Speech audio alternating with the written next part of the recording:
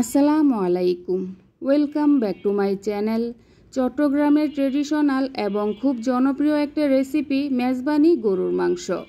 এই মাংসের অসংখ্য রেসিপি ইউটিউব এবং ইন্টারনেটে রয়েছে, তবে আমি কিভাবে রান্না করি সেই রেসিপিটাই আপনাদের সাথে শেয়ার করব।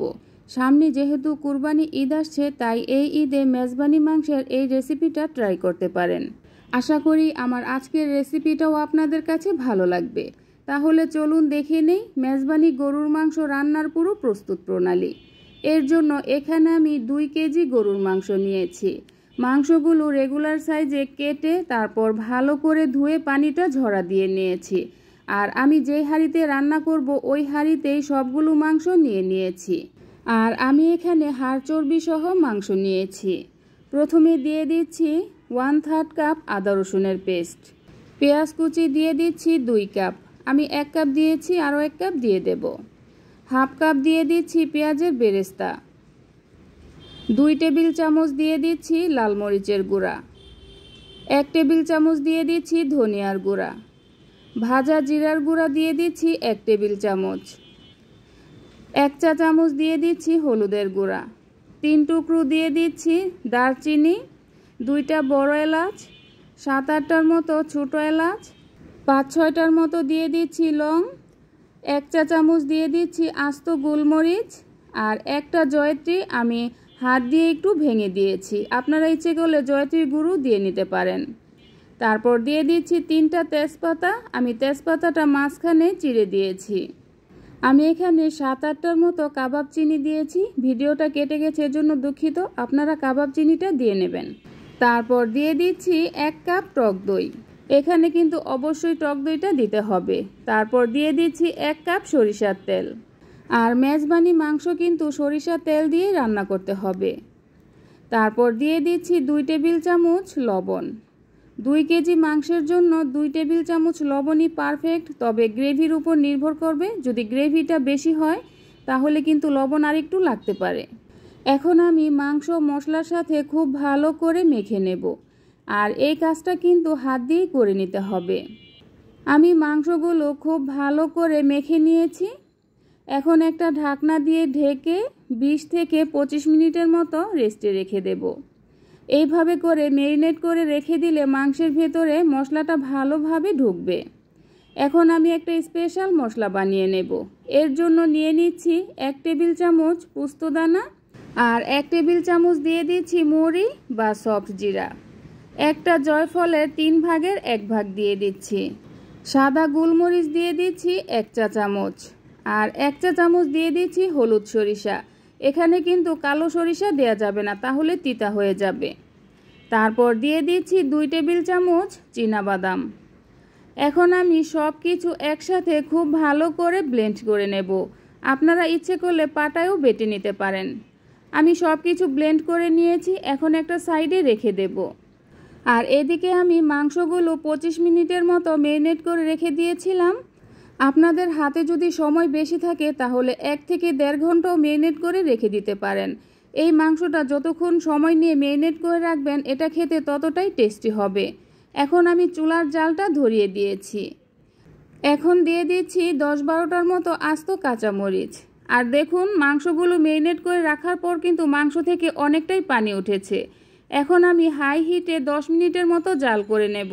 এখান থেকে আরও কিছুটা পানি উঠবে। আর আজকে আমি পানি দেব না, মাংস থেকে যেই পানি উঠবে ওই পানিতেই আমি মাংসটা রান্না করে নেব। এখন একটা ঢাকনা দিয়ে ঢেকে দেব। ঢেকে চুলার আঁচটা হাই হিটে করে 10 থেকে 15 মিনিটের মতো জাল করে নেব। মাংসগুলো 10 মিনিটের মতো জাল করে নেওয়ার পর দেখুন মাংস থেকে কতটা পানি উঠেছে। এখন দিয়ে দিচ্ছি আমি যে একটা স্পেশাল মশলার পেস্ট বানিয়েছিলাম, সেই পেস্ট দিয়ে দিচ্ছি। এখন আমি সব কিছু খুব ভালো করে নেড়েচেড়ে মিক্সড করে নেব। এগুলো মিক্সড করে নেওয়ার পর চুলার আঁচটা কিন্তু মিডিয়াম টু লোর মাঝামাঝি করে জাল করে নিতে হবে, কারণ আমি এখানে এক্সট্রা কোনো পানি দেব না। এই মাংসের পানিতেই মাংসগুলো রান্না করে নেব। এখন একটা ঢাকনা দিয়ে ঢেকে দেব। ঢেকে চুলার আঁচ মিডিয়াম টু লোর মাঝামাঝি করে 20 থেকে 25 মিনিটের মতো জাল করে নিয়েছি। আর মাঝে কিন্তু ঢাকনাটা তুলে একটু নেড়ে দিয়েছি, না হলে কিন্তু নিচে লেগে যাবে। এখন আমি আবার একটু নেড়ে চেড়ে দেব, তারপর আবার একটা ঢাকনা দিয়ে ঢেকে দেব। এইভাবে করেই কিছুক্ষণ পর পর ঢাকনা তুলে নেড়ে দিতে হবে আর জাল করে নিতে হবে। চুলার জালটা মিডিয়াম টু লোর মাঝামাঝি করেই রান্না করে নিতে হবে। আমি আরও বেশ কিছুক্ষণ জাল করে নিয়েছি। মাংস কিন্তু ভালোভাবে সেদ্ধ হয়ে গিয়েছে আর মাংসের ঝোল কিন্তু অনেকটাই কমে গিয়েছে। দেখুন উপরে তেল উঠে এসেছে। এ পর্যায়ে দিয়ে দিতে হবে গরম মশলা। আমি এখানে হাফ চামচ গরম মশলা দিয়েছি। চামচটা একটু ছোট ছিল, এজন্য দুইবারে দিয়েছি। এখানে আর কিছুই দিতে হবে না, শুধু গরম মশলা দিয়েই আমি নেড়ে চেড়ে দেব। এই মেজবানি গরুর মাংসটা খেতে এতটাই মজার যে আপনি বাসায় একবার রান্না করে খেলে দেখবেন বারবার রান্না করে খেতে ইচ্ছে করবে। আমি খুব ভালো করে নেড়ে চেড়ে মিক্সড করে নিয়েছি। এখন একটা ঢাকনা দিয়ে ঢেকে দেব। ঢেকে চুলার আঁচটা মিডিয়াম টু লোতে রেখে 5 মিনিটের মতো জাল করে নেব। এখন আর বেশি জাল করতে হবে না, 5 মিনিট জাল করে নিলেই হবে। দেখুন আমার মেজবানি মাংস রান্না কিন্তু পুরোপুরি হয়ে গিয়েছে আর মাংসের উপরে তেল উঠে এসেছে। মেজবানি মাংসের মধ্যে একটু তেলের পরিমাণটা বেশি দিতে হয়, তবে আপনারা যদি তেল খেতে কম পছন্দ করেন তাহলে তেলের পরিমাণটা কমিয়ে দেবেন। তবে এইভাবে করে রান্না করলেই পারফেক্ট হবে। এখন আমি চুলা থেকে নামিয়ে নেব। চুলা থেকে নামিয়ে একটা বোলে সার্ভ করে নেব।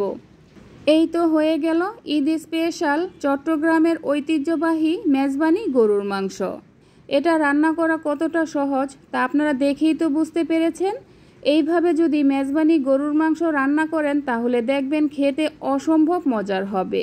আশা করি আমার আজকের রেসিপিটাও আপনাদের কাছে ভালো লেগেছে।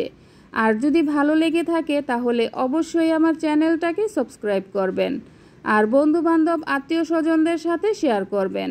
আবার আসবো নতুন কোনো রেসিপি নিয়ে। তাহলে এ পর্যন্তই। আল্লাহ হাফেজ।